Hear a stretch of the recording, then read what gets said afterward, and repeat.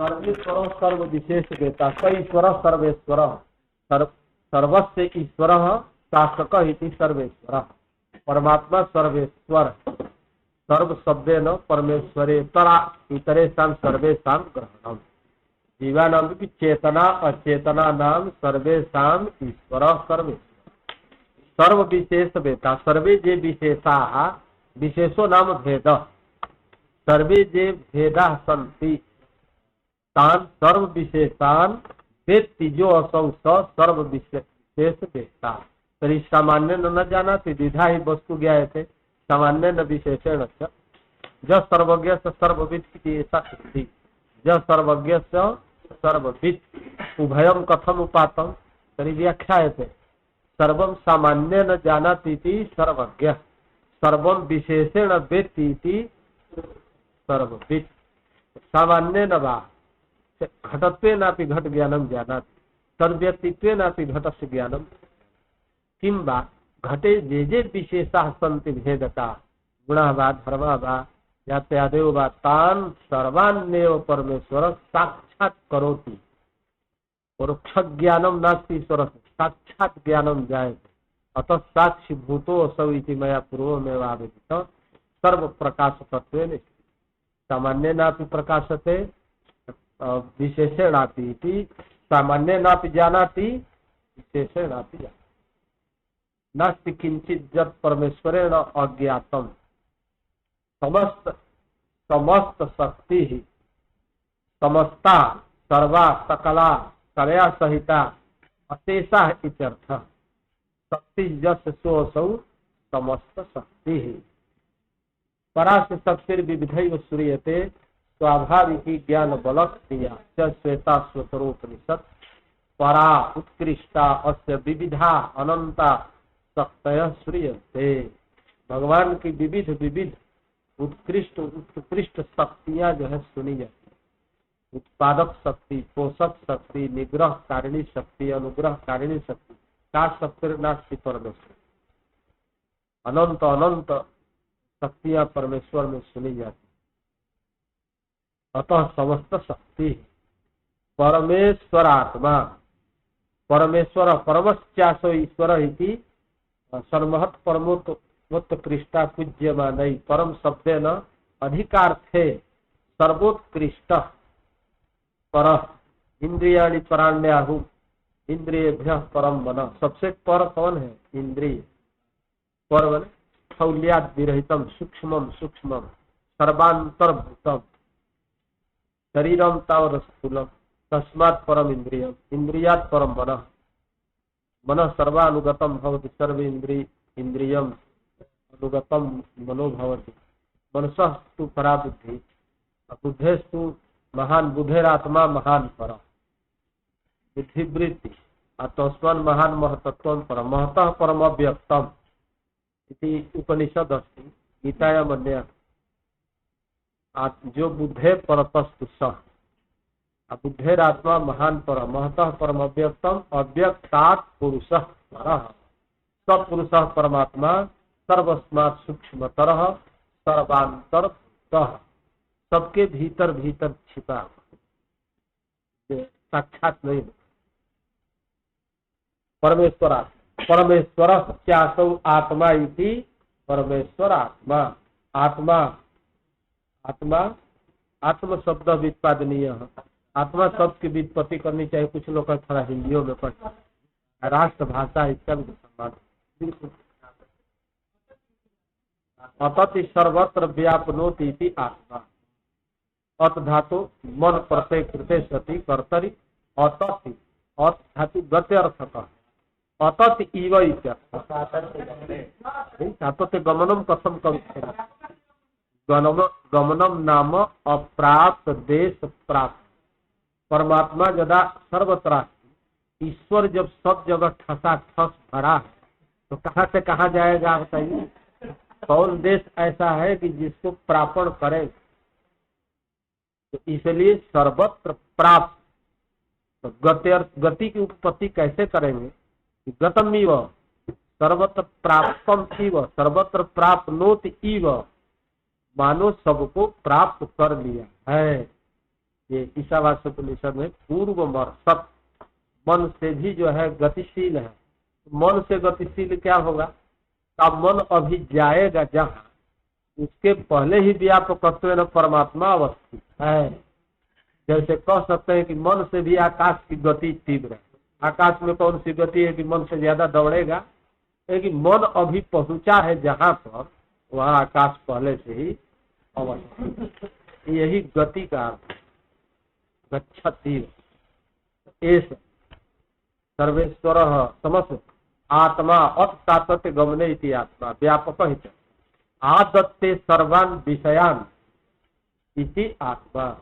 आग उपसर्गक दा धातु से वही मन, आकार का लोप हो गया तो क्या बना? आत्मा। ग्रहणात्, ग्रहणम नामक ज्ञानम प्रकाशनम, सबको उपादान यहाँ ग्रहण का अर्थ नहीं है। ना दत्ते कश्चित पापम न चैवम सुकृतम, आदान परमेश्वर नहीं करता है। आदान कहा जाता है लेने का नाम है, उपादान का नाम आदान। यहाँ आदान का अर्थ है विषय प्रकाश। आदत्ते इति आत्मा। अतिवा, अतिवा विषयान इति आत्मा। अति चराचरान, चरम अचरम च अति भक्षयत विनाशयत उपसंहरत गा, समस्त विश्व को जो खा जाए। एस ब्रह्म क्षत्रंच जस्य ब्रह्म क्षत्रंच उभे भवत ओदनम मृत्युर्जस्योपसेचनम क इथा देति जत्र स। भगवान परमेश्वर परब्रह्म परमेश्वर का 52 क्षत्रिय लोग जो है भात, मृत्यु दाल, ब्राह्मण क्षत्रिय उपलक्षणम, समस्त प्राणी नाम, समस्त प्राणियों के उपलक्षण है। प्राधान्यत ब्राह्मण क्षत्रिय कह दिया है। जितने कीट पतंग ब्रह्मा से लेकर के स्तंभ पर्यंत प्राणी निकाय शरीर जात है, समुदाय है, ये सब भगवान के क्या है? भक्त। एक मिनट में परमेश्वर क्या करता है? सबको उपसंहार करता है, क्षण भर में पुनः पैदा करता। कोई चीज टूट जाती है तो हम लोग चिंता में हो जाते हैं, कैसे बनेगा? परमेश्वर को क्या चिंता थी? हजारों मर रहे हैं, मरे, भूकंप में मर रहे हैं, मर जाए परमेश्वर तो कह भार, उनको क्या भार है? यथा काल से न भार तथा परमेश्वर से आप अधिकारो न तर्हि कारुण्यम नास्ति परमेश्वरे क्रूरता अस्ति। मर्तोपि म्रियमाणानपि जीवान पश्यति, जायमानानपि पश्यति, पिपासा कुलानपि पश्यति, बुभुक्षा पीड़ितानपि पश्यति, पश्यन्नपि किंचित न करो पश्यत्येव केवलम्। तर्हि वैषम्यम स्यात् नैर्घृण्यम वा परमेश्वरे स्यात्। स ईश्वरः विषमः स्यात्, विषमां सृष्टिं उत्पादयन् कथं न वैषम्य युक्तो असौ स्यात्।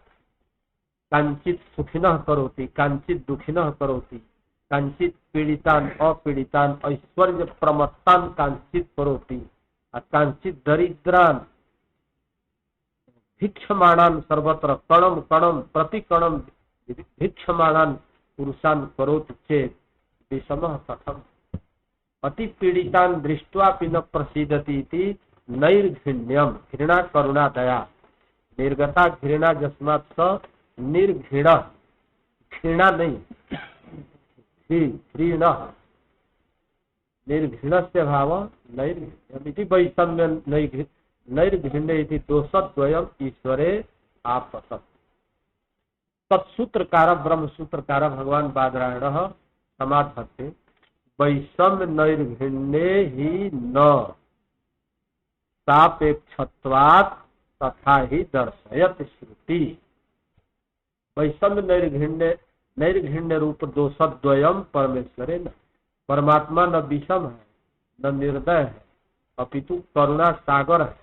समूहम सर्वभूतेषु न मे द्वेषोस्ति न प्रिय। सम किंबा सब शब्द का अर्थ है परमात्मा। अब बाकी परमेश्वर से अतिरिक्त विषम है। आकाश कैसे विषम है? कहा आकाश में विषम है, कहीं ज्यादा रूप से रहता है, कहीं कम रहता है, कहीं व्यापक है, कहीं कम है।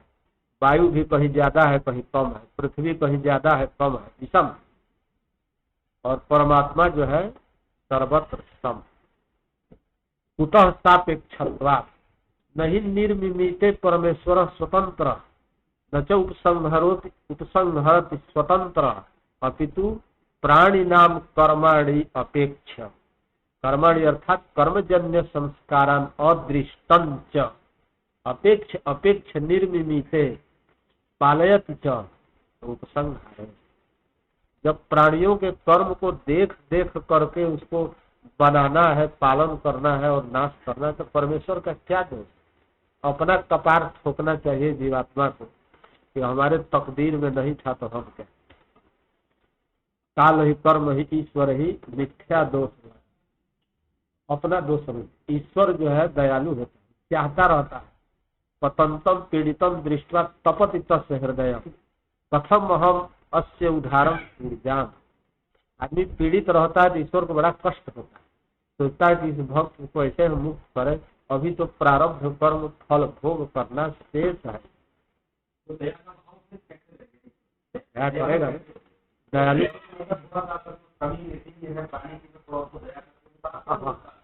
यदि वैसे दया करने लगे, ऐसे सर्वभोगी राजा हो जाए तो रजवे चौपट हो जाए। प्राणी नाम फलम सामान्य न भक्तम विहाय, भक्त जनों को छोड़ करके प्राणियों के सामान्य नियम होता है कर्म का, कर्म प्रधान होना। यादृशम कर्म तादृशम फलम सदा तु दुखादि प्रहारेण क्लेशनम भविष्यति।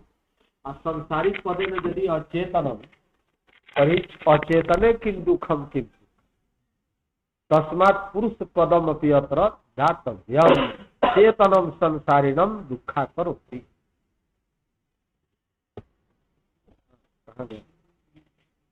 कुशला कुशलानि कर्माणि, कुशला कुशलानि कर्माणि, कुशल शब्दान कुशलम कुशलानि अकुशलानि कर्माणि तस्य अर्थः धर्मा धर्मा।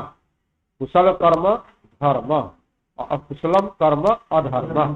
धर्म धर्म की परिभाषा बता चुके। निषिद्धम कर्म धर्म, विहितम कर्म निषिद्धम कर्म अधर्म, विहितम कर्म कर्माणि ज्ञान संते धर्मा। धर्मा धर्मा पुण्या पुण्य लक्षणा ते समवायन आत्मनिष्ठति यह तादात्म्येन चित्ते तेषां कर्म जत्वात् उपचारात् कर्मत्वम्। करेंगे वो सूत्रकार तो लिख रहे हैं, भाष्यकार कुशला कुशलानि कर्माणि, आप उसका अर्थ लगा रहे हैं धर्मा धर्म। वो कर्म कर रहे हैं, आप धर्म कर रहे हैं। उन्होंने कहा कुशल अकुशल कर्म ही है।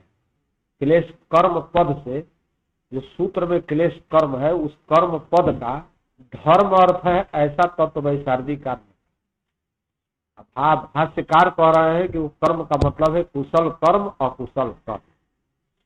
इनका अर्थ है धर्म और अधर्म। तो प्रश्न होगा कि कर्म पद का, कर्म पद वाचक, कर्म पदार्थ के वाचक जो कर्म पद है उसका धर्म अर्थ कैसे हो? घट के वाचक शब्द का कहीं पट अर्थ होता है, कभी नहीं होता है। ये कैसे हुआ? तो उत्तर देते हैं कि लक्षणा के द्वारा हुआ। प्रवाह का वाचक जो गंगा पद है उसका वाच्य प्रतिपाद्य कौन हो गया? तीर हो गया। उसी तरह से यहाँ लिख रहे हैं कर्मजत्वात् उपचारात् कर्मत्वम्। धर्माधर्म जो है कर्मज है। धर्म होता है, धर्म नाम पुण्यम, पुण्य विशेष का नाम धर्म। अधर्म का मतलब है पुण्य पाप। यही धर्माधर्म का बात। ये धर्माधर्म जो होते हैं वो कर्मज होते हैं, कर्म के द्वारा उत्पाद्य होते हैं। क्या चीज है?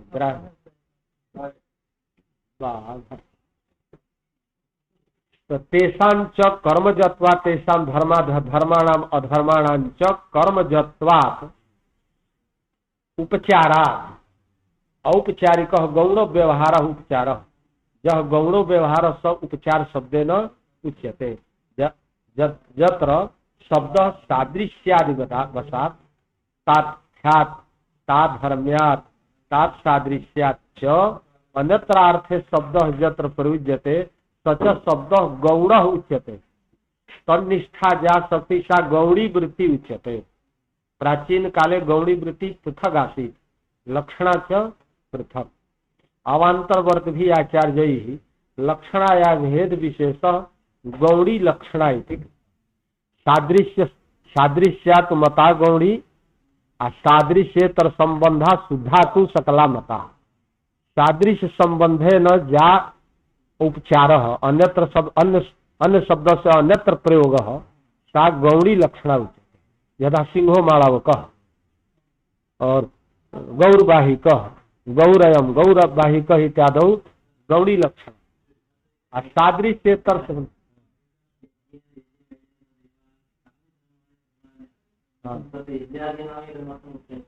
नहीं तत्र धर्म पदेन कर्माण्यपि बोधनीयानि। कर्म पदेन क्वचित् धर्म क्वचित् धर्म पदेन च कर्म इतदेव उत्पादयति लक्षणया। तानि धर्माणि कर्माणि इत्यर्थः। तो धर्म पदेन तत्र कर्माणि कुत इति चेत् तज्जनकत्वात्। अत्र कर्म पदेन धर्म इति कथं गृह्यते तज्जन्यत्वात्। तर्हि उपचार एव तत्रापि। सादृश्येतर संबंधात् जा लक्षणा गंगापदस्य तीरे लक्षणा सा शुद्धा लक्षणा। शुद्धत्वं गौणत्वं। गौणी यत्र लक्षणा तत्र उपचारादिति प्रयोगः बुध्यते। औपचारिकोऽयं प्रयोगः सिंह शब्द से औपचारिक प्रयोग मानव के। सिंह शब्द से प्रयोग अभिधानम पुत्र पशु विशेषे। अभिधानम पशु विशेष उपचार तथैव सर्वत्र वेदितव्यम्। व्यभि उपचारात् उपचारस्य कथम उपचार आरोपः कस्य आरोपः धर्म शब्द से अत्र कर्म शब्द विद्यते। कर्म शब्द से औपचारिक प्रयोग धर्मे भवता धर्माधर्मयोः कृतं प्रयोग कृता कुतः उपचारात्। उपचारस्यापि कश्चित् संबंधो वक्तव्य। उपचारो नाम आरोप। मानव के सिंहत्वारोप सिंहत्व से उपचार उच्यते। मानव के सिंहत्व से उपचार सिंहत्व से आरोप ही। यथा तीरे गंगात्वारोप गंगात्व से उपचार अभेदोपि तत्र भासते। तथैव उपचार आरोप निमित्ते सति आरोपो भवति। निर्निमित्तः आरोपः क्वचित् न दृश्यते। अतः निमित्तं वक्तव्यं। निमित्तं किं संबंधः केनचित् संबंधादेव अन्यत्र वृत्ति धर्मस्य अन्यत्रारोपो भवति।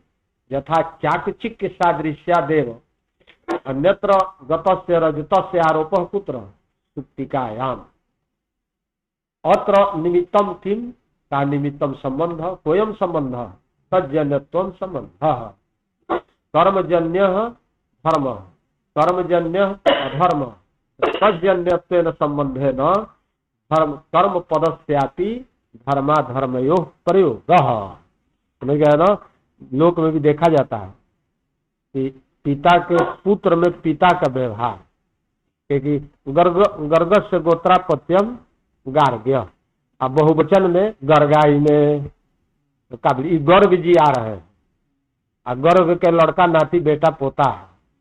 पूछा जाए तो कौन आ रहे हैं तो गर्ग जी। आइए गौतम जी, आइए मिश्र जी, आइए त्रिपाठी जी, आइए वत्स जी। वत्स बादशाह बादशाह वत्सा न तो बादशाह। वहां बहुवचन में गर्ग शब्द का ही अपत्य प्रवृत्ति में प्रयोग हुआ। व्याकरण से व्युत्पादन कर देते हैं, कर दीजिए। सीधे तो गर्ग शब्द भी गार्ग का वाचक हुआ। इसी तरह से पीलू वृक्ष पीलू फलम फले लुक से लुक हो गया। तो एक ही शब्दवाद फल में भी प्रयुक्त हुआ और वृक्ष में भी प्रयुक्त। इतना गिना है व्याकरण में 50 है। गुणवाचक शब्द से गुणवचनेभ्यो मतुब्लुगुष्यते। शुक्ला साटी शुक्लम वस्त्रम शुक्लो गुण। तो अब न्याय में तो नीलो घटा में नील पत्ती लक्षणा करनी होगी नीलवान में। अब वैयाकरण सीधे कहते हैं कि नहीं, नील का अर्थ होता है नीलवान घट। अविधेय व कार्यम एवं विध उपचार केनचित् संबंधे न आरोप विद्यते। निर्निमित्त आरोपो न भवति भाव। उपचारात् कर्मजत्वात् उपचारात् कर्मत्वं धर्माधर्म ही अभिप्रेत है भाष्यकार को, किंतु धर्माधर्म को उन्होंने कर्म शब्द से कह दिया।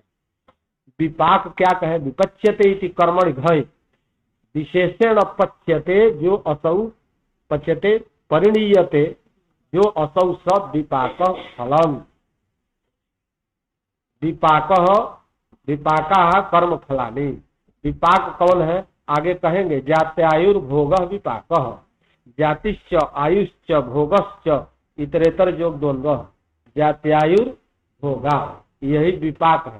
कर्म हम लोग करते हैं तो फल मिलता है, क्या फल मिलता है का सुख दुख, सुख दुख मुख्य फल का। सुख दुख होगा तो बिना जातीय के सुख दुख हो जाएगा, जन्म के बिना, जाति जन्म, बिना जन्म के कैसे सुख दुख होगा। अतः जन्म भी, जन्म का हेतु कौन हुआ, कर्म। स्वकृत कर्म जो है, पूर्व जन्मार्जित कर्म ही जन्म का प्रयोजक। जन्म जो होगा वो अपनी इच्छा से नहीं होता, इच्छा से होने लगे तो बढ़िया बढ़िया जन्म हम लोग ले लें, इच्छा से नहीं है। किसके द्वारा प्रेरित है, कर्म के द्वारा।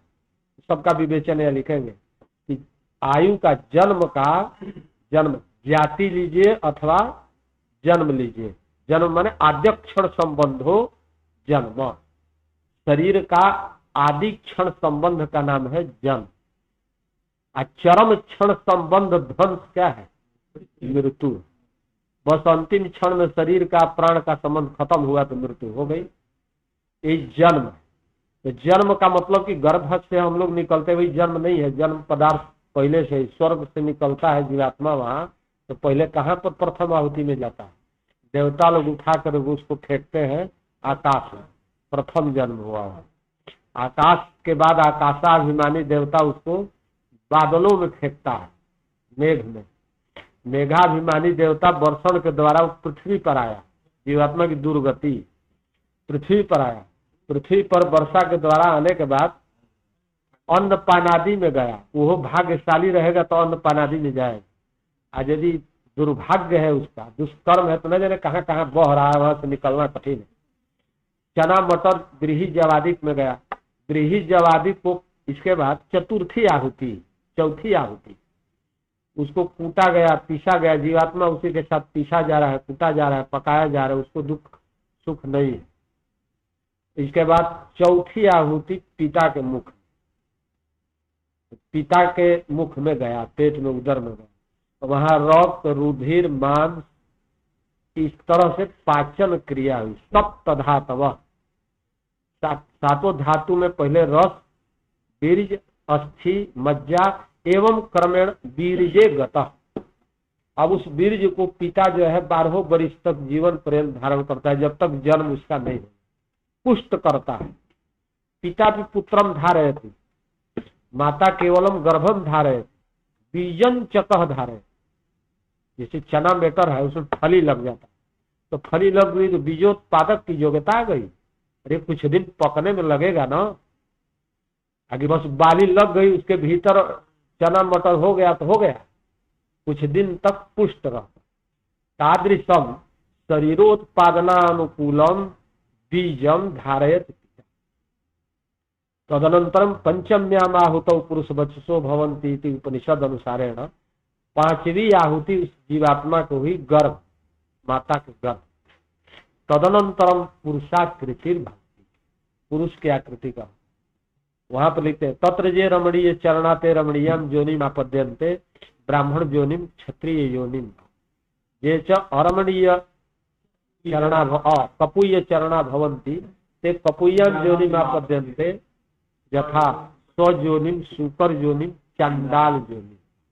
तो कर्मानुसार गति है, इसको सब उपनिषद शास्त्र के द्वारा प्रमाण।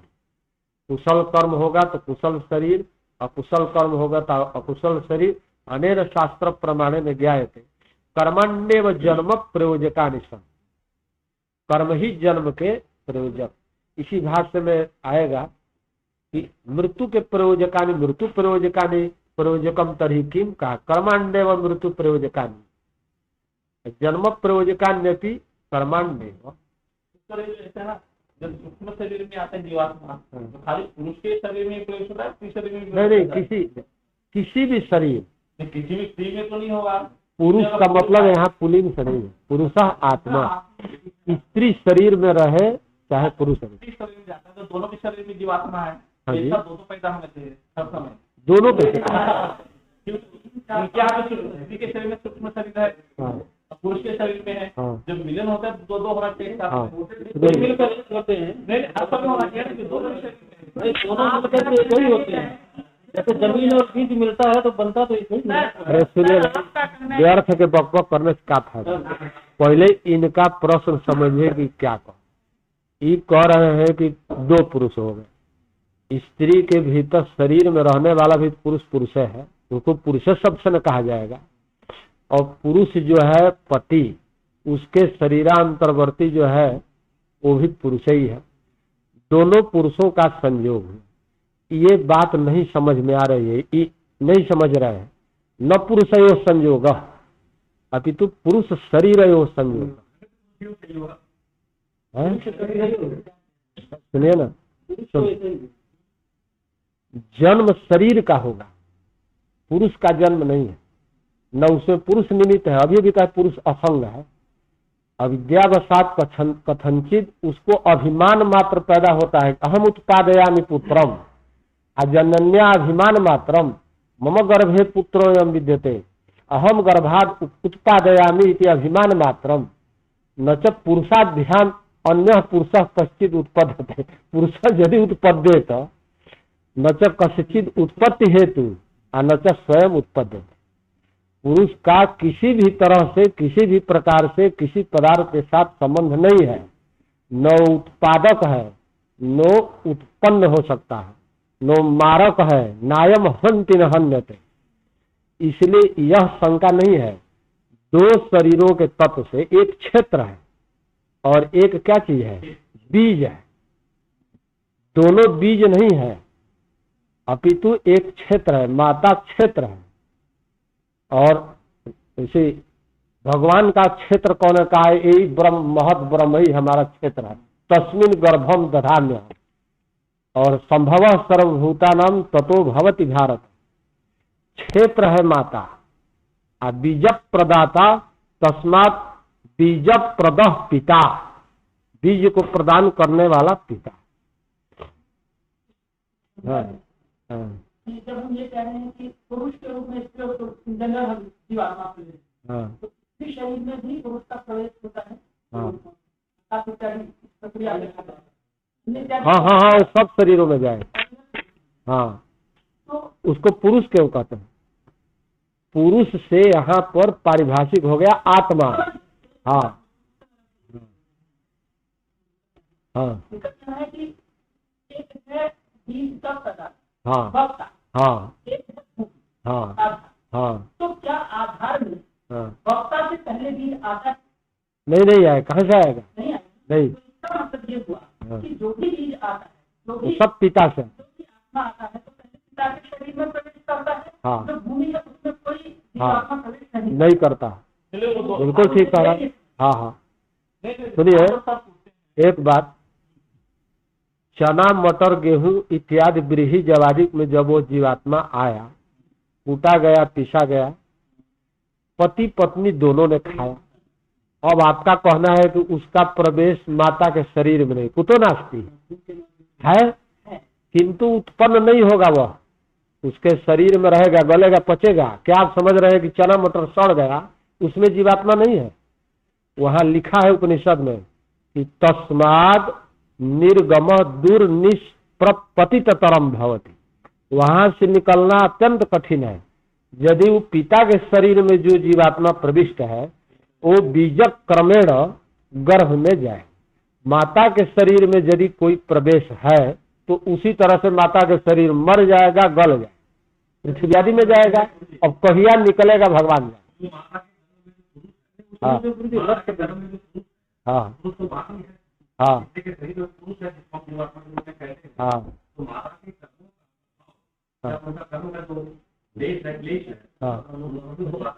फिर वही बात करने लगे, कह रहे हैं कि पुरुष में कोई प्रबंध संबंध नहीं है, न पुरुष गया, न पुरुषों का वहां पंचाहुति हुई। यही बात नहीं समझ में आ रहा है। बोलते हैं कि बात नहीं ना समझिए, तथ्य समझिए ना। आप समझ रहे हैं कि पुरुष गर्भ में सो रहा है, नहीं।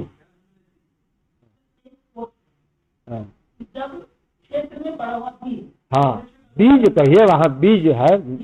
हाँ हाँ हाँ हाँ जी।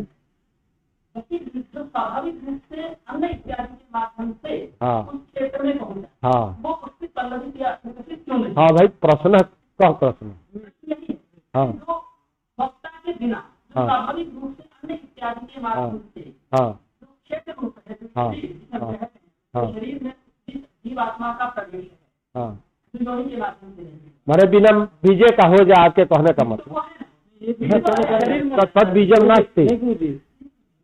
प्रश्न ये है, तो समझ गया। नहीं ये कहना चाहते हैं कि रक्त जो है, रक्त की भी तो भूमिका है। उनका प्रश्न है कि बीज के माध्यम से ही गया तो पुरुष बना, अन्य जगह भी तो कुछ पड़ा हुआ है जीवात्मा। हाँ ये है कि जब क्षेत्र में पढ़ने के बाद भी पल्लवित होता है, हाँ होता है, हाँ तो पिता के माध्यम से जो बीज वपन होता हाँ है, वक्ता के माध्यम से बीज हाँ वपन हो रहा है, हाँ आधार हाँ हाँ लेकिन जो हाँ अन्न इत्यादि के माध्यम से जैसे पितृ शरीर में आता है, हाँ हाँ वैसे ही क्षेत्र में मातृ शरीर में भी तो जीव प्रवेश करता है, जैसे आपने कहा वहाँ ही रहता है, हाँ, वहीं जल जाता है, हाँ। तो वहाँ पर विकसित क्यों नहीं? सुनो, वहाँ बीज नहीं है ना जी, सुनिए ना, बीज माध्यम न वपन होगा, उसकी आहुति न है। पंचम्याम आहुतौ न कहा है, पंचमी आहुति में पुरुषाकार होता है, ये वाक्य है वहां का। आहुति का मतलब किसका आहुति पुरुष करता है? वो क्षेत्र में बीज की आहुति करता है। अब आपका कहना है कि बिना आहुति के भी माता के शरीर में अन्न पान आदि क्रमेण वहां जीवात्म तत्व है, होता रहे, विकसित कैसे उसका हो जाएगा? बिना बीज का नहीं हो सकता। हाँ, हो सकता है। कैसे हो सकता है? यदि बहुत जोग स्वर्ग की प्रवृत्ति हो, जैसे इतिहासों में वर्णन है, बेन राजा को जला दिए लोग, टांग रगड़ करके क्या किए? पृथ्वी राजा को, पृथ्वी को हुंकार से महर्षि लोग खत्म कर दिए। अब राज्य कैसे चले? तो ऐसे समर्थशाली जिसका संकल्प मात्र से सृष्टि होनी हो, ऐसे ऐश्वर्यशाली महर्षियों ने उनके उरु को रगड़ करके और बेन को पैदा किया। जो आजकल के विज्ञान, आधुनिक वैज्ञानिक कहते हैं कि कोई तत्व ले करके क्या कर देंगे, उस जीवात्मा को उत्पन्न कर देंगे। ऐसे बहुत औषधियों में देखा जाता है, उसका विस्तृत विवेचन अवसर नहीं है। जैसे कोई कोई पत्ती से हो जाता है, कोई किसी की पैदाइश कांड से होगी, किसी की बीज से हुआ, कोई कोई ऐसे कांड लेके गाड़ दीजिए औषधि को, वहां हो गया, वही तो पुरुष विशेष का शरीर है। कोई पत्ती गाड़ देने से ही वृक्ष पैदा हो जाता है। विभिन्न विभिन्न प्रक्रिया है। एक मिनट, और वहां पर यदि कोई ईश्वरीय संकल्प हो या कोई ऐश्वर्य विशेष संपन्न हो, वो कहे कि इस स्त्री के शरीर से ही देवदत्त जगदत्त पैदा हो जाए तो हो सकता, तथा बारितम नास्ति। ये सामान्यतः जीवात्माओं की जो प्रक्रिया उत्पत्ति के है, पंचम्या माहुतौ पुरुष वत्सो भवंती, ये इसका समाधान। पंचमी आहुति का होना जरूरी नहीं होगा तो कैसे पैदा होगा? 5 आहुति का मतलब कि स्वर्ग से जब जीवात्मा च्युत होता है तो 5वीं आहुति 5 प्रकार है। आहुति अब आहुति, कोई आहुति नहीं, बिना बीज का नहीं हो सकता। ये उनके कहने का। तादृशी प्रकृति रेव, अब हम लोग किम वयम करिष्यामि, जल में उष्णता है, जल में शीतता है और तेज में उष्णता है। अब कोई कहे लाखों लड़ता रहे दिन भर, तलवारों का बार कर देगी, क्यों नहीं जल में उष्णता, तो किम वयम तत्र कुर्मः, स्वभाव विशेषता। आप क्या पूछ रहे थे? जी हम इसी संदर्भ में कहना चाहते हैं कि प्रश्न संभवतः ये हो रहा है कि जैसे अन्न आदि खाया और खाने के बाद बीज परिणति हुई और फिर नहीं, ये समझ रहे आप लोग ये समझ रहे हैं कि जीवात्मा अन्न बन गया। इस सब शंका का समाधान शंकर भाष्य में, बीज रूप से परिणत नहीं हुआ, इस समझने की चीज है। जो जीवात्मा वहां से देवताओं ने आहुति किया आकाश में, वो किसकी आहुति किया?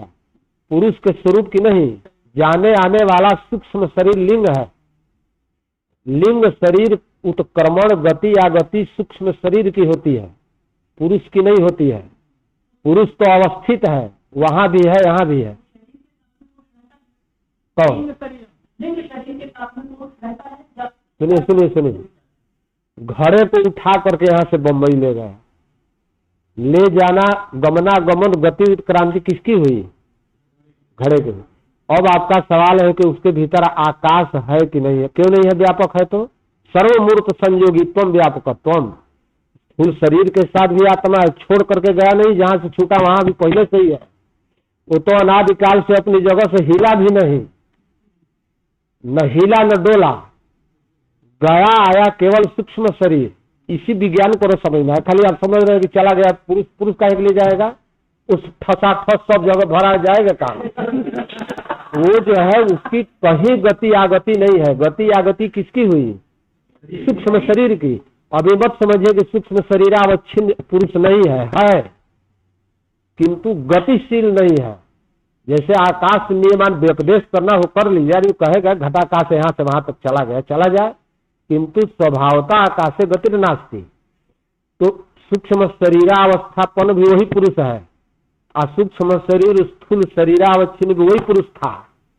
स्वर्ग में जो भोग किया, स्वर्गीय सुख का जो है सूक्ष्म शरीर से भोग नहीं होगा, तदनुकूल वहां स्थूल शरीर मिलेगा। भोग करने के बाद किस शरीर को वहां छोड़ दिया? स्वर्गीय स्थूल शरीर को छोड़ करके, और सूक्ष्म शरीर तब तक रहता है जब तक से उसका मोक्ष न हो। सूक्ष्म शरीर निवृत्ति नहीं होती है। उस सूक्ष्म शरीर को देवता लोग आकाश में फेंक दिए। आप शब्द से कहा है वहां, पंचम्या माहुता आप। सूक्ष्म शरीर आप शब्द वही जलोपलक्षित सभी सूक्ष्म शरीर। सूक्ष्म शरीर अदृश्य है, देखा नहीं जा सकता।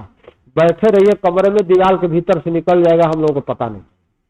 इतना सूक्ष्म आकाश में फेंक दिया, आकाश रूप हो गया। इसका ये नहीं अर्थ समझना चाहिए कि आकाश का रूप धारण कर लिया, नहीं। आकाश से संयुक्त हुआ, वर्षा के बूंदों के द्वारा वो पृथ्वी पर आया। वर्षा में परिणत होकर के नहीं आया। जैसे कोई धूल माटी है, उसको पानी में घोर दीजिए और घोर करके साथे आ गया, तो धूल क्या जल का रूप बन गया? नहीं, जलमयता नास्ति। विकार अर्थ में होता है, वो अविकारी है। सूक्ष्म शरीर की भी कोई विक्रिया नहीं है। सूक्ष्म शरीर यथावस्थित तब तक रहेगा जब तक मोक्ष नहीं। मोक्ष के अतिरिक्त माता पितृजा निवर्तनते लिखा है ना संकारिका में, माता पितृज स्थूल शरीर निवर्तनते, और सूक्ष्म शरीर जो है तत्व ज्ञान से अतिरिक्त, माने विवेक ख्याति से अतिरिक्त कोई माई का लाल उसको निवृत्त करने वाला नहीं है। न उसमें कोई परिणाम हो सकता है। सावयव है, अतीन्द्रिय है, सूक्ष्म है, गति क्रांति उत्क्रांति का हेतु। ये न्याय में नहीं माना जाता है, केवल सांख्य योग और वेदांत। तो वो गया तो अन्न के साथ है, अन्न नहीं बना है। अन्न में संसक्त, हम लोगों को पता क्या कि इसके साथ है क्या। ये सब वैज्ञानिक कहते हैं कि दहिया में सब कीड़ा कीड़ा रहते हैं, यंत्र से देखेंगे तो कुल बुलाते रहेंगे, खाने का मन नहीं करेंगे। और जैसे नींबू का एक रहता है ना रेशा, और उसको दांत से काटिए तो खट्टा खट्टा लगता है, वही तो वो कीड़वा को हम लोग पूछते हैं ना दांत से, तो खट्टापन मीठापन और उसको रस दे करके बड़ा आराम से खा लेते हैं। और वैज्ञानिकों के मत माने कि दही छोड़ देंगे, दही कितना शीतकर है, अब खाया ही जाता है। तो उस तरह से जीवात्मा जो है, एक जीवात्मा नहीं रहता है, अनेक जीवात्मा न तत्र सूक्ष्म शरीराणि त्यर्थ, सूक्ष्म शरीराणि संसक्तानि सन। उसके सहित हम लोग क्या करते हैं? हाँ, प्राणाय स्वाहा पानाय स्वाहा, वो हजारों एक सूत्र रहता है, हजारों कितने उसमें सड़ गए गल गए, जो प्रारब्ध कर्मानुसार जो कुछ रह गए गर्भ में, प्राणवान हुए गर्भ के भीतर। जैसे आम की मंजरी लगती है, एक दो फल रहता है, हजारों मंजरी के साथ गल, और दो चार जो इस पर प्राणियों के नाम लिखा है भोग का, अनन्य पुरुषेण अयम आम इदम आम्र फलम भोक्तव्यम, उसी के लिए वो रह जाता। यदि उसके कर्म तकदीर में है कि सड़ा हुआ आम का फल हमको मिलेगा, तो वृक्षवे में से दोणु के परमाणु में क्या लग जाता है? कीड़ा लग जाता। उसका आरंभ उसी तरह से होता है। इसलिए विकार नहीं है, केवल तद्रूपता प्रति संशक्ति है। और इसका सूक्ष्म विचार शंकर भाष्य में किया है। यहाँ तक कह दिया है कि आते जाते कूटते पीसते क्या उस जीवात्मा को दुख दर्द नहीं होता है? का नहीं होता है। क्यों नहीं होता है? का जाते समय जब अवरोहण स्वर्ग में करता है तो उसको ज्ञान तो रहता है कि मैं जाने का भी क्रम है। कैसे? धूमो रात्रि तथा कृष्ण खड़मासा दक्षिणायनम, धूम से कृष्ण पक्ष से चंद्रलोक को जाता है। कई मार्ग धूमादि मार्ग कहलाता है। जाते समय उसको आनंद से पहुंचता है कि अब हम स्वर्ग लोक में आ गए। भोग काल में भी बुद्धि रहती है। अब भोगांत में भोग का जब क्षय हुआ तो देवता लोग उसके सूक्ष्म शरीर को उठा करके कहाँ फेंक देते हैं? आकाश।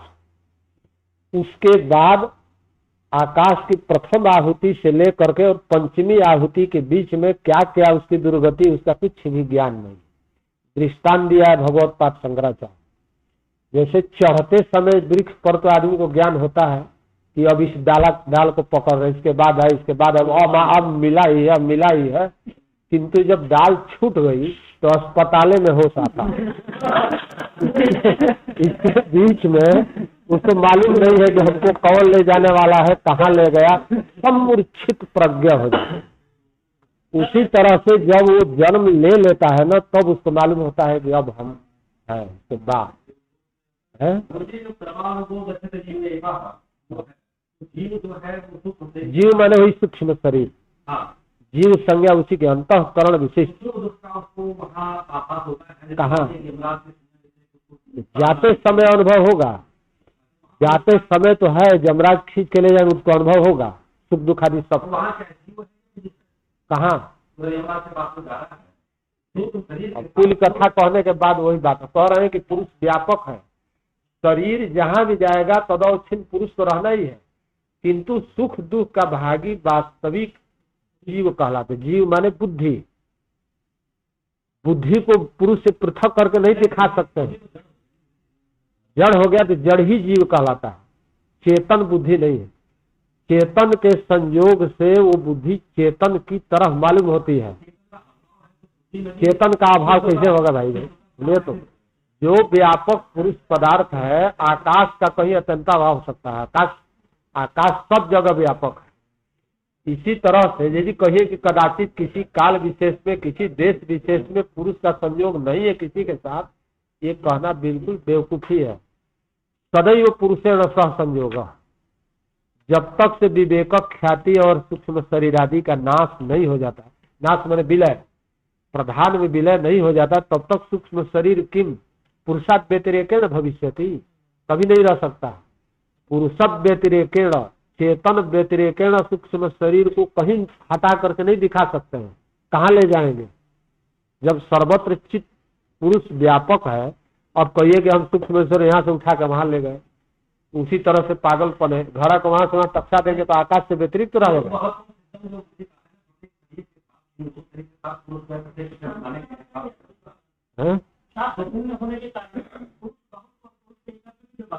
पुरुष बहुत सिद्ध भी हो जाएगा, पुरुष बहुत सही।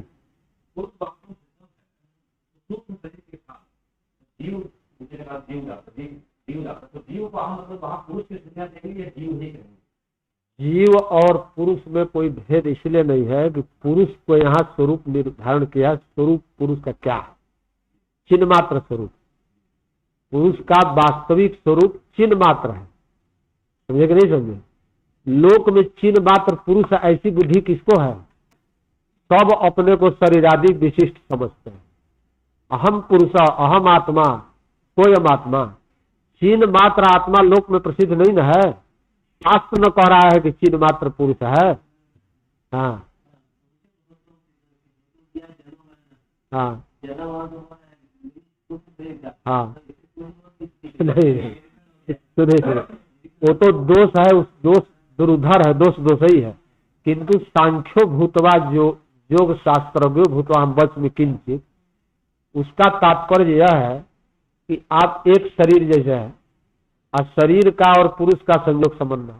सूक्ष्म शरीर एक किसी का है। सूक्ष्म शरीराणी अनंतानि, अनंत सूक्ष्म शरीर है। आत्मा भी अनंत है, एक है आत्मा। न जाने कितने आत्मा है, जीवात्मा। पुरुष विशेष ईश्वर ने एक है, किंतु जीवात्मा तो न जाने कितने उसकी गणना है, और प्रत्यात्म नियत शरीर है। ध्यान में आई बात की नहीं? जैसे हम लोगों का सूक्ष्म शरीर एक आत्मा से नियत, जैसे मन अणु है ना, तो मन अणु है, आत्मा बहुत है। तो न्याय मत में कैसे कहा जा सकता है कि ये अणु मन का संयोग इसी आत्मा के साथ, जबकि उस अणु मन के साथ, मूर्त अणु मन के साथ हजारों करोड़ों लाखों अनंत आत्मा का संयोग संबंध है कि नहीं है? किंतु तत्र अदृष्टम नियामकम इति किंचित अपेक्षते, अत्रापि एकेन सूक्ष्म शरीरेण एकस्यैव पुरुषस्य संबंधः न तु पुरुषांतरस्य, यद्यपि अस्ति संयोग संबंध सर्वेषां एकेन सूक्ष्म शरीरेण। हाँ हाँ हाँ, अनेनैव हेतुना पुरुष भेद साधयितुं शक्यते। यदि पुरुष एक रहता, समझ गए ना, तो एकेनैव पुरुषेण सह सर्वेषां शरीराणां सूक्ष्म शरीराणां संबंधो वाच्य है। यदि पुरुष बहुत नहीं रहता, तभी सभी लाखों करोड़ों सूक्ष्म शरीरों का संबंध किसके साथ रहता? एक आत्मा के साथ रहता, वेदांत के तरह। अब आप समझिए कि एक शरीर मर गया, तो क्या शरीर अंदर मर नहीं गया? और इसीलिए जब ये कह रहे हैं कि एक सूक्ष्म शरीर का संबंध एक आत्मा में है, अच्छा चलिए, एक आत्मा में सूक्ष्म शरीरों का संबंध है, उस सूक्ष्म शरीरों में 10-20 स्थूल शरीरों का भी संबंध है। मरना तो स्थूल शरीर में है। एक स्थूल शरीर का संबंध हजारों आत्माओं से न होकर के यदि एक आत्मा माना जाए, तो एक आत्मा के साथ करोड़ों सूक्ष्म शरीरों का, स्थूल शरीरों का, सूक्ष्म शरीरों का संबंध। मरना का अर्थ होता है स्थूल शरीर का परित्याग। 10-20 स्थूल शरीर खत्म हो गए, अपने कारण में लीन हो गए। अब 25-30 स्थूल शरीर, 10-20 स्थूल शरीर कारण में लीन हो गए, अब 20-25 स्थूल शरीर अभी है। उस जीवात्मा को मरा हुआ कहेंगे कि जन्मा हुआ कहेंगे? क्या कहेंगे? वो बेचारा न इधर का हुआ न उधर का। ये दोष है उसमें कि कुछ जीवित स्थूल शरीर के साथ भी संबंध वही आत्मा है, और म्रियमाण मृत शरीर के साथ भी संबंधी वही एक आत्मा है। अब उसको मृत व्यपदेश, कुछ जन्म भी हो रहा है उसी काल में, नया नया पैदा हो रहा है शरीर, कोई गर्भ में है, कोई कहीं है, कोई कहीं है, न जाने क्या है। तो इस सब स्थूल चतुर्विध स्थूल अंडज स्वेदज उद्भिज जरायु शरीरों से युक्त हो रहा है, वही हुआ है, आगे होगा भी। तो जितने का विच्छेद हुआ स्थूल शरीरों का, वहां मृत इति व्यपदिश्यते लोके, आज जो जन्म ले रहा है सूक्ष्म शरीर, उससे जायते इति व्यपदिश्यते, आज जो आगे जन्म मरेगा स्थूल शरीर, इसलिए उस जीवात्मा में मरिष्यते इति व्यपदिश होगा। और वो सब एक आत्मा में यदि रहेगा तो मरिष्यत कहे कि जायते कहे कि मृत कहे, क्या कहे? अतः व्यपदेश विरुद्धेत। अब प्रति सूक्ष्म स्थूल शरीर यदि जीवात्मा अलग अलग है तो व्यपदेश सिद्धम, इसी बुद्धि से कहा है। उसी तरह से इंद्रियों का समुदाय भी, वो तो सूक्ष्म शरीर के संबंध से इंद्रियों का भी हो गया। एक नैव इंद्रियण सर्वेषाम् आत्मनां संबंध यदि स्यात् तर्हि सुतरां व्यवस्था, इस आत्मा के लिए इंद्रिय है, इस आत्मा के लिए इंद्रिय। यदि एक ही आत्मा माने वेदांत के तरह, अनंत सूक्ष्म शरीर, अनंत इंद्रिया, अनंत मनों के साथ संबंध कहे, और तद भोग प्रद जो स्थूल शरीर में भी तो स्थूल इंद्रिया हैं, उनके नष्ट होने के बाद अब उस जीवात्मा को अंध कहे कि अनंत कहे, इसलिए व्यपदेश नहीं बन सकता है। मृत इति जात इति, हमेशा जीवन मरण से युक्त तो एक ही आत्मा है, इसलिए पुरुष बहुत्वम सिद्धम, इसकी उत्पत्ति करनी है। हम लोग समझते हैं जैसे एक डंडा सब में लगा, वही तरह दृष्टांत दे दिया जाता है, खींच दिया, सब शरीरों में से एक आत्मा को खींच दी, सब शरीर मर गए तब तो ये व्यवस्था नहीं बनेगी। केचित मरियंते केचित जीवंत केचित उत्पर्जनते केचित अग्रे मरिष्यन्ति, ये व्यवस्था नहीं हो सकती। अब एकात्मवाद जहाँ वेदांत है, वहां पर एक ही आत्मा के साथ, ब्रह्म के साथ इस सबका संयोग है। कहा? वहां संयोग नहीं है, असंग पुरुष। किसी सूक्ष्म स्थूल मन शरीर आदियों के साथ ब्रह्म पुरुष शुद्ध बुद्ध मुक्त स्वरूप का संबंध है नहीं। तो किसका संबंध है? का अंतःकरणावच्छिन्न चैतन्य का संबंध। एकस्मिन्नेव चैतन्य ब्रह्मणि विभिन्ना विभिन्ना जीवा कल्पयन्ते, केन रूपेण कल्पयन्ते? अंतःकरणावच्छेदेन। अंतःकरण अनेक है, मन अनेक है, और तो अनेक जीव हुआ। एक मन के नष्ट होने पर वो मनोअवच्छिन्न चैतन्य ही लोग कहेंगे नष्ट हुआ। चैतन्य कहाँ नष्ट हुआ?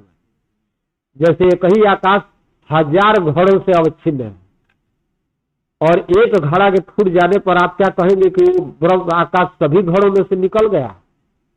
निकलता वकलता नहीं है। व्यपदेश के लिए व्यवहार तो शब्द से किया जाएगा। आकाश का अत्यंता भाव केवल अन्वयी है। आकाश कहीं नहीं रहता।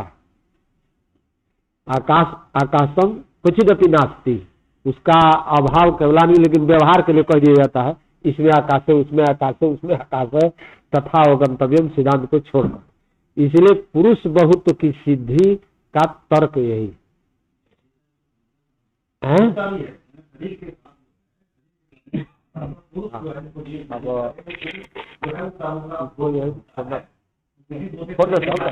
साढ़े 12 बजे हमारे बराम का आ गया है। छोड़ दे हो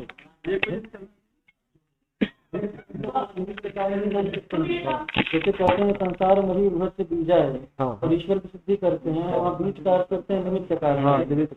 तो जो पुरुष की उत्पत्ति होती है, या जो जीव शरीर की, पुरुष शरीर की उत्पत्ति जो होती है, तो अब प्रश्न ये है कि रजो भाग और वीर्य भाग दोनों का मिलकर के होता है ना, क्षेत्र और बीज। तो क्षेत्र की भी तो निमित्तता है, और वो जो क्षेत्र जिस अंश में निमित्त हो रहा है, समझ लो प्रक्रिया हमने छोड़ दिया था, इसीलिए आप लोगों को जिज्ञासा दुनिया भर की होती है। संसार मही रूह से बीजा एकार निमित्त कारण। यहाँ बीज निमित्त कारण नहीं, उपादान कारण। उपादान कारण, निमित्त कारण भी अदृष्टादि निमित्त कारण।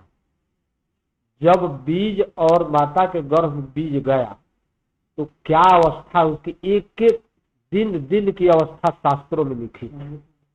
कललम पिंडम पेशी, कललम बुदबुदम पेशी, इतना तक समझिए। तो दोनों का जब समागम हुआ तो दोनों एक रस मिले, उसका नाम कलल कहलाता है। कलल, कलल अवस्था जो है द्रवावस्था।